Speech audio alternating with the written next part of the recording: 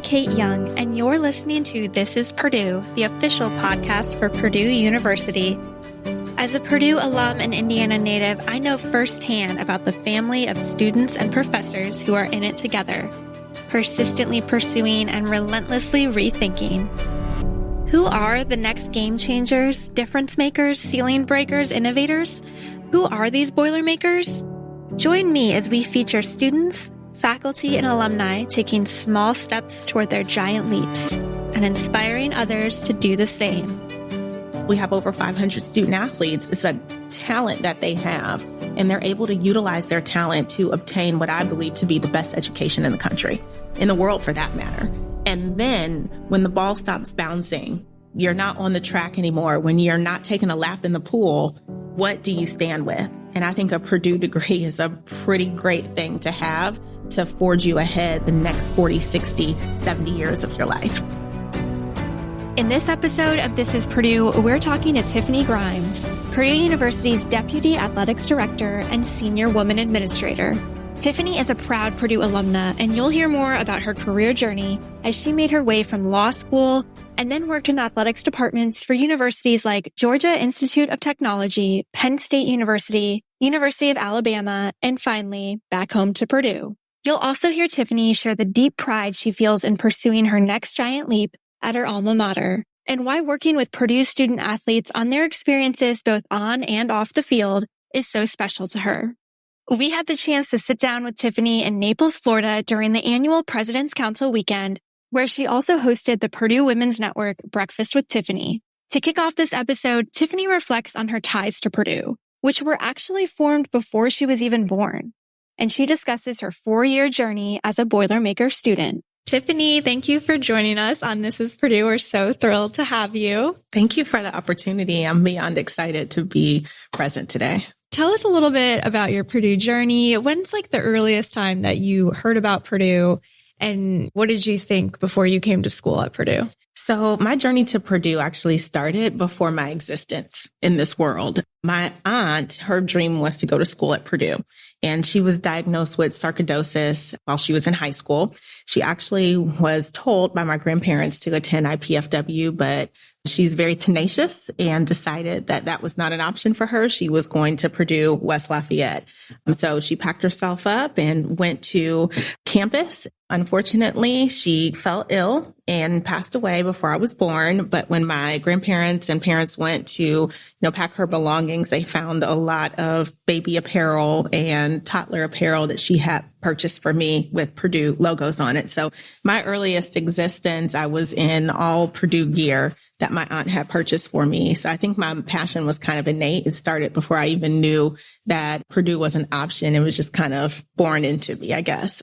And the journey just continued. I remember my senior year in high school watching the Rose Bowl and knowing exactly where I was in the house and what we were snacking on that day for football treats, and said, I think Purdue should be a good place. My dad wanted me to go and check it out and have a visit. So I did. And as soon as I stepped foot on campus, it felt like home. It was amazing. It was just a special feeling for a very, very special place. So moved into Earhart Hall, and the rest was history. Had an amazing 4 years at Purdue. And I tell everyone, Purdue gave me everything that an institution could ever give to a student.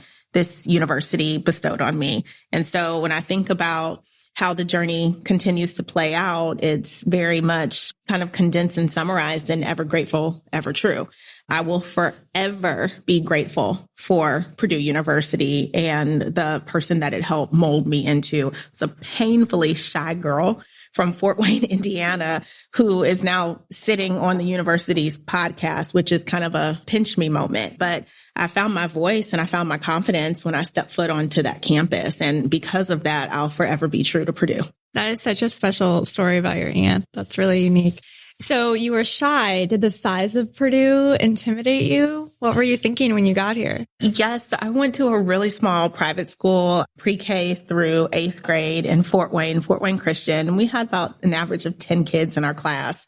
And then I went to Concordia Lutheran, where there were about 375 in our high school. And so the thought of coming to Purdue at first was a little overwhelming. But once I found out that there was a thing called recitation and your professors would not call on you in the big lecture hall, I was good to go. I just didn't want to have to speak in front of that many people. Sure. Oh, yeah. All of those are super intimidating, those big lecture halls. So what was your student journey like? You were part of the John Purdue Club. What were you majoring in? Tell us a little bit about those 4 years. So the 4 years, I feel like it was busy. It was a busy 4 years. The Black Cultural Center was my second home. I spent a lot of time there studying. I had the great fortune to be in New Directional Players, which again goes to tell you about how a shy girl from Fort Wayne kind of vamped into a young woman with a lot of confidence and not being afraid to connect with larger audiences. I just took advantage of everything that there was to offer. You know, I was intentional about making friends that didn't come from the state of Indiana or even the United States to learn about different cultures, different foods, different ways of life.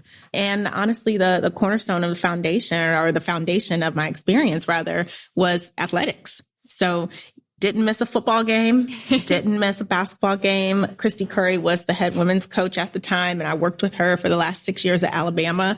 And I tell her all the time, I remember being a student in the stands cheering our women's team on. So a lot of full circle moments. Liberal arts was home. I was interested in so many different things growing up, and my parents were amazing in that they never made me choose. So I didn't have to pick one thing and just stick with it. They knew I had a lot of varied interest and they just kind of let me go. The rule that we had, though, was once you start something, you can't quit it. So you had to see it through until completion. So I did ice skating, cheerleading, gymnastics, dance, volleyball, tennis, you name it. I did it. Basketball. I was not good at basketball. Not one bit. But I kind of came into this world, you know, being interested and intrigued by so many different things, whether it was an activity or an educational opportunity. And liberal arts was the first place where no one told me to focus. Pick one thing. The fact that I had varied interests, that was the focus in and of itself. How do you take what you like? How do you take what interests you and combine it all together to create a career and a path that fits who you are uniquely? And I really found a home there. So between those kind of buckets of the College of Liberal Arts, the BCC, and meeting people from different walks of life and athletics, that was kind of my perfect student experience. Did you have a favorite class, a favorite professor that really, I'm sure you had lots of mentors throughout your time with all the different activities? Yes. So political science is my major. Okay. And I loved every single poli-sci class. But Dr. Rosalie Clausen was my favorite professor, still is my favorite professor of all time.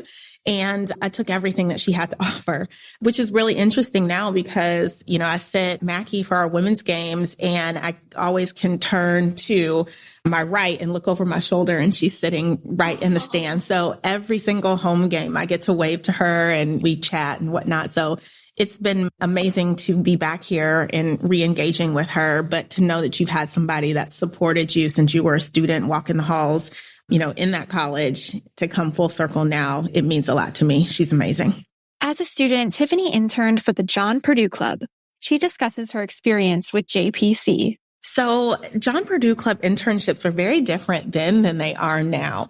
And my role was to essentially sign people in and out at games. And I worked volleyball. So volleyball has always been high impact at Purdue and high energy. So I had the great fortune of being assigned to working those games and learning about the sport at the collegiate level because I played it way back in the day, but it was certainly different. I will say that the ability to work our volleyball games as a college student for me showed the potential of what it looks like when women's sports are supported. I'm so proud to be at Purdue at a place where we sell out Mackie for women's basketball and things of that sort, to know that the value that our female student athletes bring to the table is something that is celebrated, supported, and encouraged.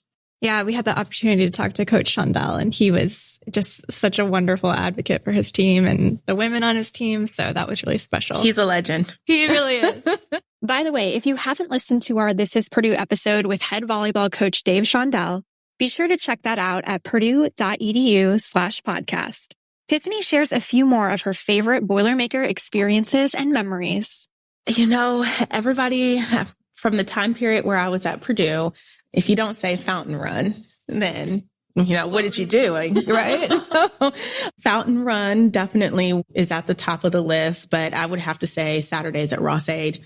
It was just such a unique experience. So many memories made, consecutive bowl games during my time there. And we just had a lot of great times. I remember game day actually came to Purdue the season of my senior year. And just being in that atmosphere and getting to experience it as a student, it's something that I will never forget in terms of traditions. In terms of moments, the one that outweighs everything was Purdue beating Ohio State in 2018, the Tyler Trent story. I remember we played, I cannot remember where we were playing, but it was an away game, Alabama, and made it back in time, rushed home, turned the TV on. It was halftime. And I literally was screaming in my house. My neighbor's like, "Are you okay?" I was like, "No, watch this game. You have to turn this game on. This is special. Something is happening right now." And I will never forget that. Between screaming and crying, that tops every memory that I have as a Boilermaker. That was such a special moment for Boilermakers and, really everyone across the country. Speaking of Tyler Trent, This Is Purdue recently had the amazing opportunity to talk with Tyler's parents, Tony and Kelly. So be sure to check that episode out wherever you get your podcasts. So after graduating from Purdue in 2005, Tiffini's path went a few different directions. First, she went back to school to earn her master's and her law degree. But then she found herself longing to get back into the world of athletics. Tiffini shares more on her career journey. It was a windy road. So I left Purdue and went to Valparaiso and worked through the graduate program with my master's and then went to law school and got my law degree. And during that time, I was really fortunate to have an internship with the Houston Texans. The general manager of the team at the time was Rick Smith, and he's Purdue alum as well. So it was really nice to have a lot of Boilermaker spirit in the building. Learned a ton and thought that was the path that I wanted to go down. I'd spent time interning with Eugene Parker, another Boilermaker legend, and really was interested initially in being a sports agent, but after the internship with the Texans, thought the front office probably aligned with how I worked a little bit better. So the league went on a hiring freeze, and the offer that I thought I was going to get did not come through. So again, when life hits, you have to pivot and recalibrate. So I did, and moved to Atlanta, Georgia, and worked for the Georgia Department of Labor as a more, traditional lawyer, if you will. And I'm probably about 3 months in, my heart was just yearning to get back to athletics in some way, shape, or form. So it took about a year, and finally I got an opportunity to go as an intern after all of the schooling I had as an intern to Georgia Tech and work in their compliance office. And that was my first introduction to college athletics. I remember coming home the first day and calling my family and saying, "This is it. I am happy. I love this. And I don't care how little they pay me. This makes me happy. This fills up my cup." The rest kind of took care of itself. I think about if I could have scripted my career, what would that look like? And it wouldn't have been as rich and full and blessed and joyful as what it has been.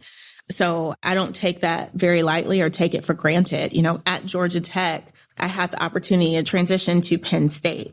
And this was immediately after the Sandusky scandal. And so I accepted the job on a Friday, and the sanctions from the NCAA came on a Monday. So that was a moment of thought. Well, am I doing the right thing? But all I could hear was my parents in my head saying, "We don't quit. We finish what we start." And I had given my word that I was coming. So I packed up and moved to Happy Valley and had an amazing experience there. It forced me out of my comfort zone. It allowed me to think critically and learn more than just traditional NCAA compliance. It allowed me to interface with phenomenal college athletics administrators. Charmel Green, who's the deputy at Utah, was the SWA at Penn State at the time. And she was incredible and phenomenal mentor for me. Sandy Barber was named the AD in the summer of 2014. And, to be a young administrator at that time and get the email that went out to the entire athletics department saying, please come to the stadium for the announcement of our next AD, we didn't know who that was. And to see a woman walk up to the podium and take her place in that role was transformative for me. And I think that speaks to the fact that representation truly does matter. Because coming from a home where, my family told me that I could do anything and be anything, until I saw someone step into that role that was also a woman, it just didn't even resonate to me that I should be able to step into that role at some point myself. So working for Sandy and seeing her be elite, she's more than excellent. She's elite. Every single day it was professional development, nonstop, just watching how she interfaced with people and how she addressed the athletic staff and how she supported the kids. She is the person that first asked me the question, what is your why? And it made me think long and hard. And that truly has steered my career path because my why is the student athletes, hands down. Every decision that I make with the thought process in mind of how will this benefit our student athletes. So leaving Penn State and going to the NCAA headquarters in Indianapolis was a transition, but it put me back in a space of where I was working with football nonstop. I had the Big Ten Conference, Sun Belt Conference, and managed our NFLPA and NFL relationship. And that was an amazing opportunity that somehow, some way led to Alabama calling to see if I wanted to do football compliance there. And initially I thought, I don't know about that, but I went to campus and met with the then men's basketball coach, Avery Johnson, and Coach Saban, and a lot of others in the department, and just felt like it was a place where, I should say, knew it was a place because they articulated that they were going to be unapologetically excellent. And I thought that would be a neat environment to work in, to see what did that feel like? What did that mean?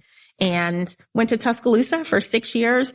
Shortly after I got there, Greg Byrne became the athletics director. And, it's always great to have somebody in your life who sees something in you that at times you don't see in yourself. And that was Greg for me. So he saw more from me at a time when I would have never even thought to consider some of the roles that I had an opportunity to have at Alabama. And he promoted me 4 times during my tenure there. And it was an amazing experience, a lot of great memories, a lot of hard work behind the scenes. But I think it prepared me truly to come back to Purdue. And so the opportunity to return and really work for who I believe is the best athletics director in the country, Mike Bobinski, was something I had always prayed for. And to see it come to fruition and be 5 million times better than what I even dreamed it could be has been just amazing. So I want to go back to being a woman in this field and your experience with that. What would you tell other women who are pursuing, normally male-dominated industries? I don't think it should be a barrier. And sometimes I wonder, we talked about this at the Purdue Women's Network breakfast, and I wonder at times if the barrier is in our own mind. And part of it, and again, I credit my parents because I didn't even know that should slow me down. Not that I haven't faced it, not that I haven't seen it as plain as day, but in my mind, I think that's a you problem. That's not a me problem. I can sit at the table. I'm going to be just as prepared as my male counterparts. I'm going to be just as cerebral. I'm going to be just as innovative. And in some cases, probably more. You have to make sure you come to the table with substance and credibility. And so anyone who thinks that I shouldn't be there because I'm a woman, that's a them problem. That's not on me. And that's kind of how my family taught me to think. But I also think that plays into not taking no for an answer. It really plays into like a competitive mindset and a championship spirit. And so you lose a game. That doesn't define who you are. That means we work harder. We find another way. We don't get complacent. And so I use all of those kind of thoughts and that perspective to forge me ahead. What I will say is that I take the responsibility with great honor.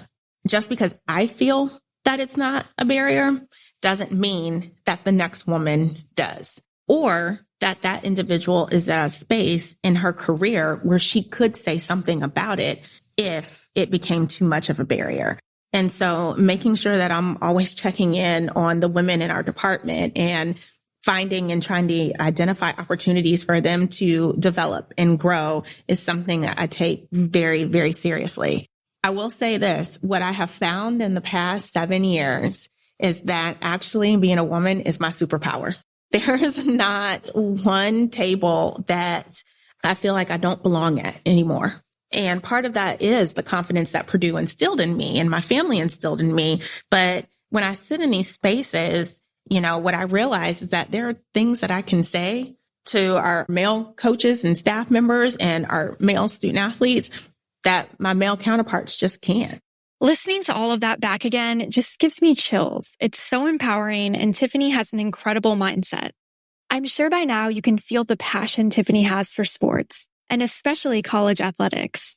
But has she always felt that drawn to the athletics world? Have you always been passionate about sports? Growing up, and you just had your mind set on something to do with sports in your career? Yes. So kind of 3 staples in my family: church, education, and sports. Okay. And, I grew up, my aunt is a huge basketball fan. And so, Friday nights, that's when they would do like primetime NBA, Friday nights, Saturday nights. That was a big deal for us. And we would order pizza and just watch basketball.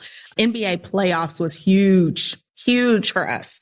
And I was a Pacers girl growing up. And so I couldn't wait. That was the Reggie Miller time. Yeah. And, Spike Lee was always at Madison Square Garden heckling the Pacers when they were playing the Knicks in the playoffs. So those are some of the greatest memories of my childhood. But yes, absolutely. Sports was always there. And then participating too. I'm an only child. And so it gave me sisterhood, gave me teammates. It gave me camaraderie. It taught me great life lessons about sharing, supporting, encouraging, not being selfish, being selfless. And I think I owe a lot of that to the team sports that I've played. Tiffini has had such an impressive career already. She was recently named part of Sports Business Journal's 40 Under 40 class of 2022 and was part of the Athletics College Sports 40 Under 40 list. I asked her how her experience and degree from Purdue set her up for success. Well, one, to be honest, it started with the degree. When you send your resume in and it's Purdue University, the assumption or the knowledge is that you are highly intelligent human and there's a level of competency there. So I think it was kind of for lack of a better phrase, instant street cred that you get with a Purdue degree of knowing that this is a really smart person that's interviewing for this job and in our candidate pool. So it starts there. But again, outside of academia, it was the social experience of being able to interface with people from all over the world. There's not one place that you step into in the workforce where you're not going to have to interact with people that have different backgrounds, and even if you may be the same ethnicity, you may be a different religion. You may speak a different language. I mean, there's so many things that create our experiences, which is the great thing about being on a college campus like Purdue. Is that you get to learn how to interface with people and how to learn from their experiences to actually help you be better in your space too. I was curious about Tiffini's experiences between the SEC, the ACC, and the Big Ten, especially after her nearly 6-year stint as University of Alabama's Senior Deputy Director of Athletics, Senior Woman Administrator, and Chief Diversity Officer. You've had this SEC experience, you've had Big Ten experience. What are the differences? Walk us through those experiences and how they're different and maybe similar too. So I would say very similar. Okay. Very similar. The Big Ten and the SEC are 2 conferences comprised of multiple institutions that value education and that also value excellence in their sporting teams. And I think that's something that I'm really proud to have experienced the SEC conference and also really proud to have experienced the Big Ten conference, because when you look at the student athletes that compete on behalf of these schools, it takes that level of tenacity, determination, and drive to not only be a successful athlete in these conferences, but more importantly, to be a successful student. it's amazing to me, and I think this is a story we should tell more, that a lot of student athletes have the ability, because of the way eligibility works out, 4 seasons, 5 years, and many of them are on campus during the summer, to walk out of an institution with 2 degrees. And that's a really powerful thing, particularly a really powerful thing at Purdue. 2 Purdue degrees is absolutely phenomenal, and that can change the trajectory of a young person's life. I know Coach Painter talked about that when we had him on the podcast, of how you can go to Purdue for 4 years, but it changes your life forever. Absolutely. And, we play sports for the day that we can. Right. And this is a talent that a lot of young people, we have over 500 student athletes. It's a talent that they have, and they're able to utilize their talent to obtain what I believe to be the best education in the country, in the world for that matter. And then when the ball stops bouncing, when you're not on the track anymore, when you're not taking a lap in the pool, what do you stand with? And I think a Purdue degree is a pretty great thing to have to forge you ahead the next 40, 60, 70 years of your life. That's a statement we've heard again and again and again on this podcast. The balance between Purdue's world-class academics and excellent athletics culture is something truly special. Tiffini dives deeper into our Purdue student athletes balance. What's something that maybe people wouldn't think about, or like a behind the scenes thing that you could share with us when it comes to that balance that all of these athletes, they have family, they have friends, they're in college, they want to have fun, and then they have the rigorous Purdue academics and they're training in this elite, area. So what does that balance mean to you? Well, our support services are first class. When I think about the Breeze Academic Center and, Peyton Stovall and the Student Athlete Enhancement Team and the Empower program, these are programs and resources designed to help all of our student athletes with time management so that they can create some level of balance, but also get a very well-rounded experience. We talk to the student athletes a lot about they are not their sport. Their sport is what they do. Who they are is so multifaceted. And it's, your time in college is to figure out exactly what that means. So I like to think of them as adults with training wheels on. And we have really good resources to make sure that they can learn strong, powerful life lessons and also coping skills that will help them be successful when they walk off of the campus. But Peyton Stovall and Ed Howitt and Sam Love are just 3 individuals behind the scenes that work tirelessly. And they do a great job of supporting our student athletes along with their teams. Okay, so Tiffini was working for the Crimson Tide when this opportunity at her alma mater came up in 2022. I can tell you're very passionate about Purdue. What were you feeling when you got that call that you got this position? Well, I was really excited, and I called my parents first, and I think they just exploded. They were so happy that I was coming back home. But for me, it was just a full circle moment and kind of I let myself have that for a couple hours, and then it was time to get to work. We had things to close up at Alabama. I had a move to coordinate, and all I could think about was football camp is starting in 1 week, and I got to get to West Lafayette so we can press go. And I really didn't give myself time to digest it until I walked onto the field before the Big Ten championship in football, and then also my first women's basketball game in Mackey. And Katie Gerald's told me, she's like, it's going to hit you. It'll be a moment. She said that it hit her when she walked out for the first time. And it did.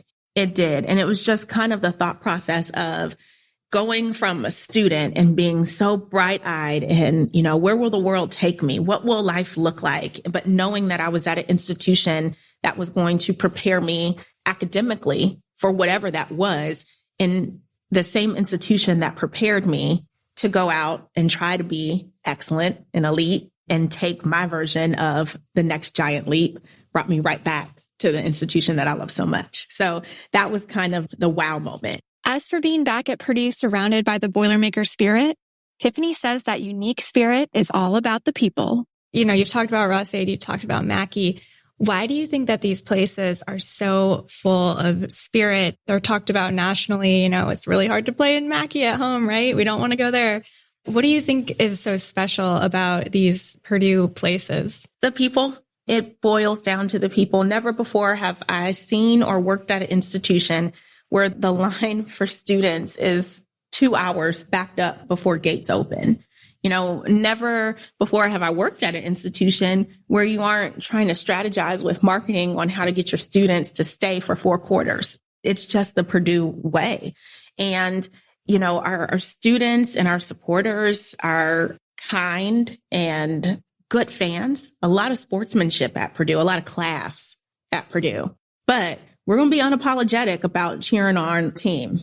We're not going to disrespect yours, but we'll cheer for ours louder than you ever imagine. And I think that's what makes it really special. I'll add to that. It's also a special place when you see alums that are bringing their families back for the first time and introducing their children into a place where they had so many amazing memories as a student. And I also think it's great when we gain new fans that have no prior affinity or connection to the institution, but athletics has this ability to be, for lack of a better phrase, the front porch of the institution. Every time the black and old gold is on display, and whatever sport it is, that's a national audience. And, if our number 1 ranked men's basketball team can introduce Purdue to some young person who's looking for a top national university, then, that's a lot of pride. It's a lot of pride and a great responsibility that I think we feel honored to hold. Tiffini comments on the Purdue community who welcomed her back home with open arms. Well, the community is phenomenal. It's phenomenal. Coming back to West Lafayette, things are obviously different as an adult as opposed to being a college student. And I just think the community has been so kind and welcoming. You feel like you're right back at home. And in talking to other staff members who do not have a prior tie to Purdue or even the state or the Midwest for that matter, everyone says the same thing, just how welcoming the community has been. I personally think the campus and the Boilermaker spirit on our campus is inspiring. It's amazing when you look and see what our College of Engineering is doing and all of these phenomenal lectures taking place on campus. And for me, it pushes me. It makes me want to be better. It makes me want to work harder, do more, be greater, and impact the world in a more global sense. So I have to say it's one of inspiration, and I just feel really blessed to be able to get out and walk campus when it's nice outside and feel the greatness that's circulating. I asked Tiffini who she thinks of when she thinks of Purdue. I think of Eugene Parker. Eugene and I went to the same high school, the same college, and the same law school. And what Eugene embodied was integrity, humility, and intellect. And when I think about what it means to be a Boilermaker, all 3 of those things come to mind. And it was my greatest privilege to be able to watch him embody that in his professional career and to learn from him about why those 3 things are so important. I think one of the greatest things about Purdue is our humility and the way that we show up. And we show up in a positive way. We show up in a first-class way. But our identity is strong in that. And it makes me very proud. I flew to Naples from Indianapolis and I had a layover in Philly. But when I was in the Indianapolis airport, I had a little bit of time. And so I might have kind of moved a couple shirts in the gift shop that were Purdue to the front of the rack just to kind of repurpose them. They just looked better on the front of the rack as opposed to the back. So I was just trying to help them out. Yeah, I'm sure they appreciated it. Gold and black just does look better on those racks. What can we say? Tiffini shares her advice to Boilermaker students. Oh, just soak it all in. Take advantage of everything early on. Don't wait until you get to your junior year or senior year to say, oh man, I should have tried these 5 things. Start early and just soak it all in, because what you will find is an institution that will just prepare you for things that you're not just going to find in the classroom. So soak it all in. And speaking of advice, what would Tiffini say to her 20-year-old self back when she was a student at Purdue? Use your voice. Yeah, she didn't use her voice too much, but by the time she left Purdue, she did. And I would go back and tell her, use your voice and follow your gut. Your intuition is strong and lean into that. What does the word persistence mean to Tiffini? She knows it all too well after conquering undergrad at Purdue, getting her master's, and going through law school, not to mention all of the incredible collegiate athletics experiences she's already had. But really, her answer here has nothing to do with the persistence she's shown throughout her career. Persistence to me means being comfortable with being uncomfortable and using that to propel you to move forward. Not being complacent, not being okay with, well, we've always done it that way as an answer. It means being okay with things not being just perfect and then trying to find a way to address the issue and find the solution with a sense of urgency.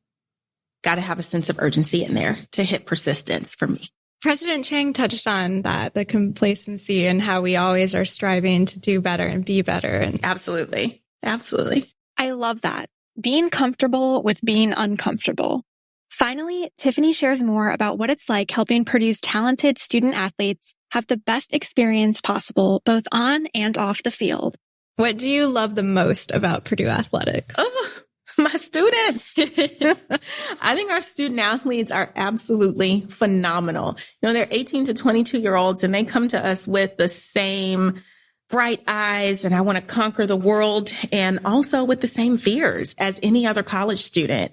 And so my prayer and my goal is that when they leave Purdue, they look back on their time and they don't say, I had a great experience as a student athlete. I just want them to have a great experience as a student. I want them to have the Purdue experience. We'll work tirelessly to ensure that that happens. Do you have any favorite stories from a student athlete that reached out years later and said, Tiffini, you impacted my life so much? Oh my gosh. Yeah. I mean, I'll say I'm so fortunate, and I have met great student athletes over my time in college athletics.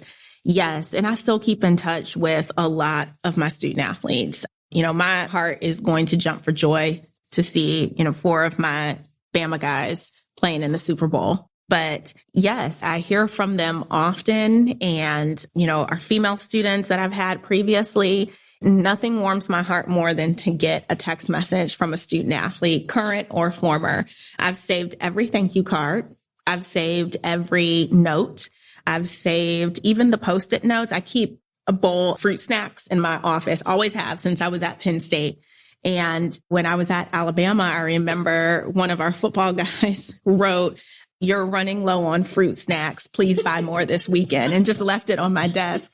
Here, the deal with the fruit snacks is I would buy Welch's, and these student athletes, they don't like Welch's. They like Mott's. So I had a Post-it notes, please buy Mott's next time. But I even took a picture of that and saved it. I save all the text messages because, not every day is great. There's going to be great days, but there's going to be some tough days. And, when you're responsible for 553 student athletes and you have looked them in the face and told them that you're going to make sure that they have a great experience, and you've also told their parents that in recruiting, I haven't slept with my ringer off in 7 years and probably never will change that, because you just never know, when you're going to get a call, and you hope you don't, but it's your responsibility to take care of them. So I save all of those items so that on the tough days, I have something to look back at and it kind of propels me forward. And also, the best way to change your energy and go from having a low day to a really high day, go to the training room, because all of our students are in there and the music is going and everybody's happy and it's just a great environment. And when you go down there and you talk to a couple student athletes, you can go back to your office and say, I'll work till 2:00 in the morning to make sure that these young people have everything they need to be successful. Are you joining them in the gym sessions, or you're just... Absolutely not. Absolutely not. I mean, no, because their gym sessions don't consist of walking on a treadmill for 30 minutes on incline 3. Yep. So I feel that. They're way past that. Is there anything I missed or anything else you want to tell our listeners? I don't think so. This was absolutely delightful, and I really appreciate you taking time to chat with me and even inviting me to be here. Yes. Well, we're happy you found your way back to Purdue. Yes. Thank you. Do you have any funny Coach Saban stories? Oh my gosh. Is this going to be recorded? Am I done? Yeah, you're done. Well, maybe we'll hear some of those Coach Saban stories next time we talk to Tiffini. Head over to our podcast YouTube page, youtube.com/@This Is Purdue, to check out our full video interview with Tiffini. And remember, follow us on your favorite podcast platform to never miss an episode. This Is Purdue is hosted and written by me, Kate Young. At this special podcast shoot during the annual President's Council weekend in Naples, Florida, our podcast team consisted of Ted Schellenberger, John Garcia, Becky Robinas, and Trevor Peters. Our social media marketing is led by Ashley Schroyer. Our podcast design is led by Caitlin Freeville. Our podcast team project manager is Emily Jesselaitis. Our podcast YouTube promotion is managed by Megan Hoskins and Kirsten Vorst. And our podcast research is led by our This Is Purdue intern, Sophie Ritz. Thanks for listening to This Is Purdue. For more information on this episode, visit our website at purdue.edu/podcast. There you can head over to your favorite podcast app to subscribe and leave us a review. And as always, boiler up.